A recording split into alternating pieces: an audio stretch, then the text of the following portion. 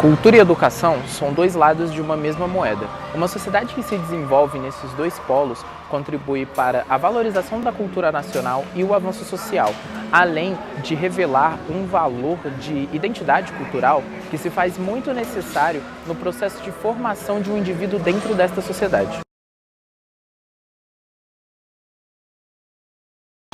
Primeiramente, a gente pode começar com os 3 sentidos de cultura. Eu posso separar a cultura do cotidiano como cultura valor, como cultura coletiva e como cultura mercadoria.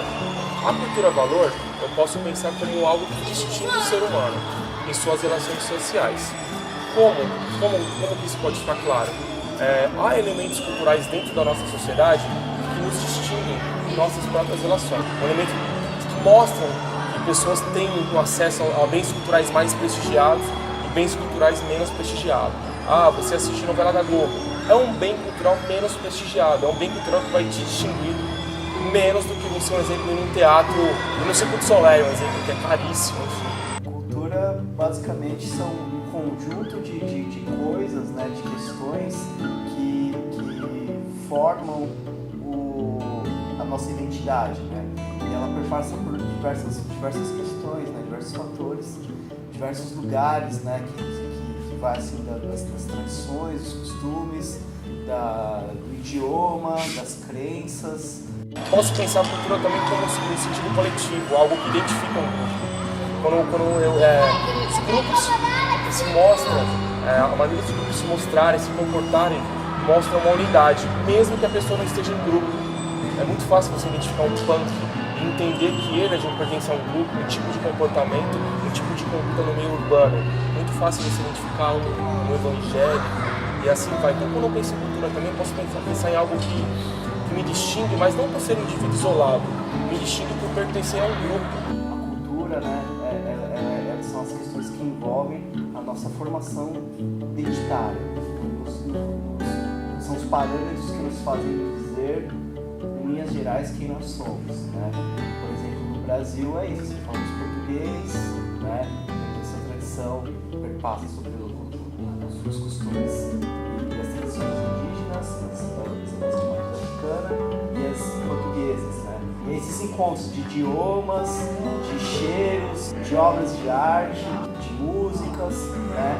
Que vão formando mais ou menos o que seria uma cultura. Posso pensar no último elemento, cultura como sendo uma mercadoria. A gente vive na sociedade capitalista e os bens culturais também se transformaram em mercadoria. Um exemplo, o cinema é um bem cultural, é um equipamento cultural, só que ele é o quê? Uma mercadoria como as outras. Quem tem acesso a essas mercadorias? Quem pode comprá-la, tudo bem? Então, quando eu penso em cultura, eu também posso pensar em um elemento que eu posso comprar. Os 3 elementos têm em comum.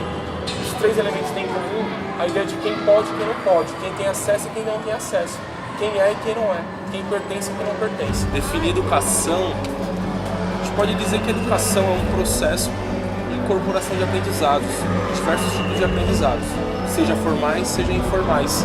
Por exemplo, de educação formal, a educação escolar. Na educação escolar você vai ter acesso ao conhecimento científico, artístico e clássico que a humanidade produziu ao longo da sua história. É um conhecimento mais específico. A educação informal ela começa onde? Em casa. Da casa para a escola, mas não no espaço formal da escola. A escola também tem espaços informais. A escola também tem espaços onde não há o ensino legal, né, do currículo. E há um aprendizado também. Na rua, enfim, com os amigos, na internet hoje, é um espaço informal de educação e a galera aprende muito. Então a educação é um processo de conhecimento, de absorção de conhecimento. A educação ela é um desses mecanismos de manutenção e de construção de culturas, né? Inclusive do ponto de vista ideológico, assim, né? Que pode ser, né? Ser uma cultura questionável, inclusive. A educação é esse lugar onde você aprende sobre o que já foi dito, o que existiu, né? E você entende também em linhas gerais como funciona a sociedade, né? A escola é um microcosmo da sociedade, né? É uma miniatura do que é o mundo, assim, né? Dentro desses problemas que a gente tem, né, de um debate que acaba apagando ainda mais a relação da educação com a cultura, como que a gente pode ter uma perspectiva de, por exemplo, uma espécie de defasagem do Brasil para com os outros países da América do Sul nessa questão de cultura e educação? Então, eu não sei, eu não posso dizer assim com muita clareza isso, assim, com muita autoridade, porque eu não tenho um entendimento profundo sobre como está a questão da educação nos outros países, assim.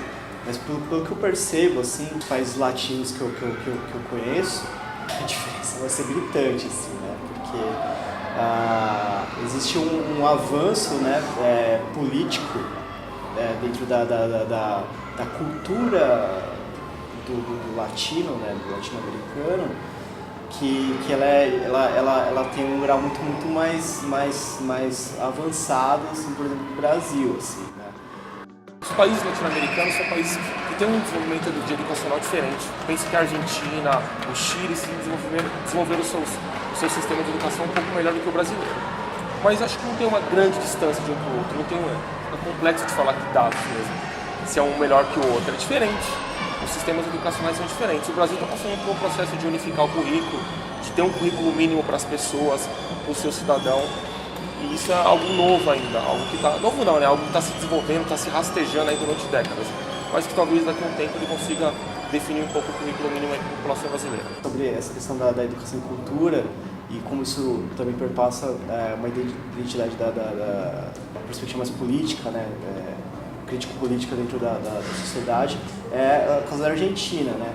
A Argentina, a educação na Argentina é muito mais também muito boa, assim.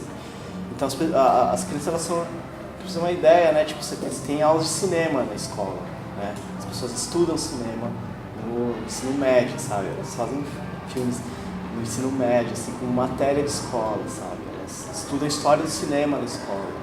E aí, consequentemente, elas veem muitos filmes, elas frequentam cinemas, inclusive frequentam filmes argentinos.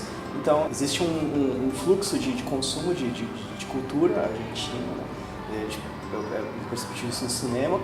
E aí também é perceptível no próprio cinema, cara. O cinema argentino é super sofisticado, assim, tá? Eles sempre tem um discurso de questionar, assim, a própria Argentina, a própria sociedade, a própria América Latina, né? E quanto mais você questiona, mais você pode transformá-la. Quanto menos você questiona, mais você deixa as coisas como estão, né? Então, se tá uma porcaria, ela continua uma porcaria. Mas se você questiona essa porcaria, você pode tentar mudar isso, né? A gente tem diversas culturas, né? No Nordeste do país existe uma cultura e aqui no Sudeste já é totalmente diferente. Mas numa perspectiva geral, o que é essa cultura brasileira? O que é essa cultura nacional? E o que o próprio brasileiro carrega como identidade dentro da própria cultura? Não existe uma cultura genuinamente brasileira, assim, dentro do brasileiro. Essa identidade. É isso, ela é um mix de várias culturas, e principalmente culturas que não tem nada a ver com a nossa e que são culturas que na verdade não é uma cultura, é uma indústria cultural, ou seja, uma cultura que ela foi fabricada, ela foi construída, ela não existia. Inventaram ela só para fazer você comprar as coisas, né? E aí então, exatamente porque a gente vive num país capitalista onde tudo gira em torno do dinheiro, né? E aí como é que faz, e o que faz as pessoas gastarem não é ela ter dinheiro no bolso, é a cultura que ela está inserida, né? Como se a gente está na indústria cultural, é uma cultura de consumo, então você vê uma coisa incrível e aí você quer comprar aquilo, né? Tipo, o Brasil é isso, cara, é esse Frankenstein esquisito dessas coisas aí, uma cultura tradicional, com culturas de países internacionais e principalmente dessa cultura de consumo. E aí, pior ainda, né? E aí, digamos que uma cultura matriz, uma cultura original brasileira, que seriam as indígenas, elas praticamente foram soterradas, apagadas e destruídas nesse processo. É pessimista, né? É horrível o que eu falei, mas é isso, assim. Eu sinto que é isso hoje no Brasil. O Brasil já teve muitas definições racistas, preconceituosas, dos próprios brasileiros, dos próprios intelectuais brasileiros. Dizer que o brasileiro é preguiçoso, dizer que o brasileiro é malandro, enfim, são as várias definições que o brasileiro já teve ao longo da sua história. Mas o que eu penso como indivíduo, sem autor na minha cabeça, sem nada, eu penso que o brasileiro é um forte realmente, imitando o Euclides da Cunha. da Cunha vai falar que o sertanejo é um forte. Eu penso que o brasileiro é um forte. O brasileiro se vira, o brasileiro da periferia, o brasileiro que não tem trampo, que tem filho, o que está correndo por um sonho. Então o brasileiro, pro Diego, é um forte, cara. Essa é a definição do brasileiro. Malandro não, porque os caras também na Europa é malandro, na África é malandro, na Ásia é malandro, preguiçoso também. O brasileiro é um forte. Seria um preconceito dizer que o brasileiro é malandro. O brasileiro é um guerreiro, é isso aí.